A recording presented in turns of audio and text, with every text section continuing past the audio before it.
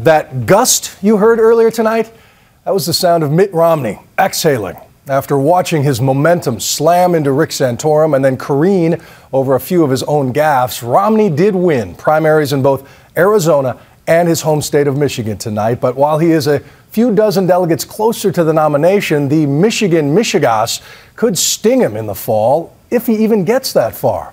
John Berman explains how and why in tonight's Your Voice, Your Vote. Michigan, it's the state where they make cars, but more importantly, it's the state that is shaped like a hand. And for the last 2 weeks, that hand had an unprecedented grip on the Republican contest, with candidates traveling from pinky to forefinger trying to get a thumbs up.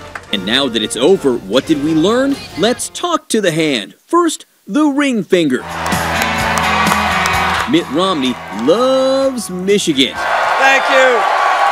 And tonight, it loves him back. And thank you, Michigan. What a win. This is a big night. Thanks, you guys.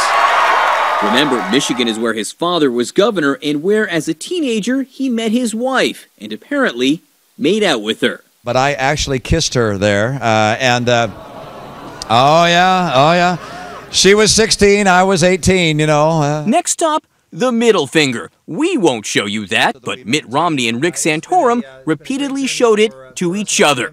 Mitt Romney mocked Santorum's defense of past Senate votes. And he said he did it to take one for the team. Look, my team is the people of Michigan and of America, and I'm going to fight for you.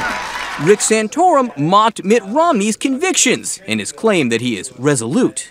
Maybe he doesn't understand what the term resolute means.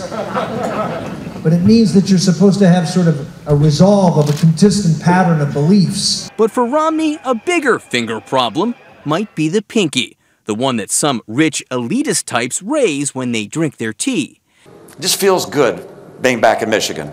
It was during this 2-week fight in Michigan where this private equity giant, worth more than $200 million, revealed exactly what his wife drives. Not one, but...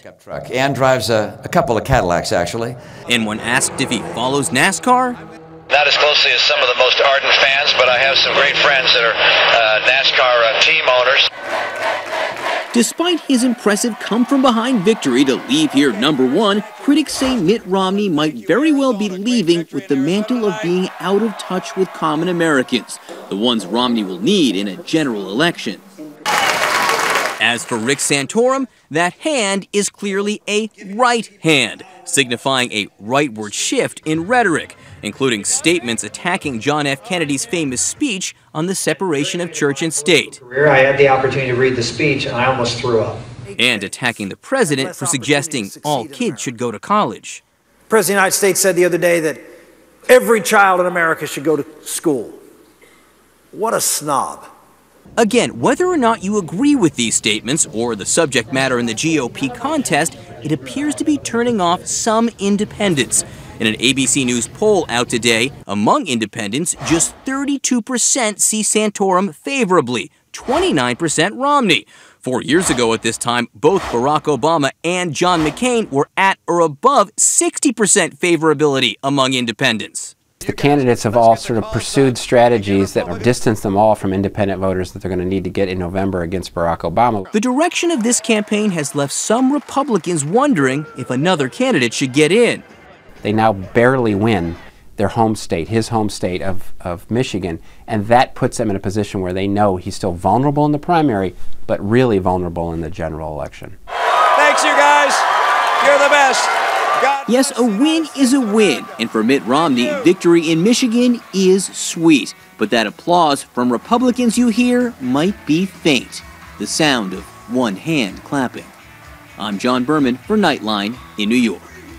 Thank you, John. We'll get to the Romney victory party in a second, but let's start with Jonathan Karl in Grand Rapids with the Santorum camp, who would love to paint this loss as a win. But, John, you were telling me when it comes to the delegate count, that's not just spin. Yeah, it's not over yet. I mean, clearly Mitt Romney has won the state in terms of the vote, but remember, the delegates are awarded proportionally by congressional district, and right now that is too close to call. In fact, it is possible that Santorum could end up with more delegates than Mitt Romney, and regardless of that, if you were watching the speech here tonight with Santorum, you would never know he lost the popular vote here. He talked about this as a victory for him. I spoke with him just as he was leaving. He said, this is a huge win for us. We came into Mitt Romney's backyard, and we did as well as we did. They're fighting on in the next round of states they think will be on their turf, not on Romney's home turf. Next round, a big round. Super Tuesday. Thanks, John Karl. Let's go now to David Muir in Novi with the Romney camp. I'm a little disappointed, David, that you're not at the after party of new Romney surrogate Kid Rock, just so we could see the governor mix in that crowd. But how did the night unfold there? Yeah. Couldn't have predicted that, right? Ann Romney thanking Kid Rock and Donald Trump on the platform here behind me tonight. But Governor Romney also thanking the voters here in Michigan because, as you know, Bill, those morning headlines could have been completely different come tomorrow. But tonight he did eke out a win here in Michigan. He said, we didn't win by a lot, but a win is a win. This was very important. This is his home state, and his advisors tell me they want to shift this conversation back to the economy after a week or more of Santorum and social issues. They said the only reason they survived here is because Romney didn't climb into that rabbit hole dug by Santorum on those social issues. But look, Super Tuesday is going to still be a big challenge with conservatives, evangelicals, and many Tea Party supporters who will still come out in force. And Romney's been not able to break through with many of those groups, and in addition to the independence that he needs as well, that John Berman pointed out a short time ago. So big challenges ahead with Super Tuesday a week away. Yep, and Ohio, the biggest prize a week from tonight.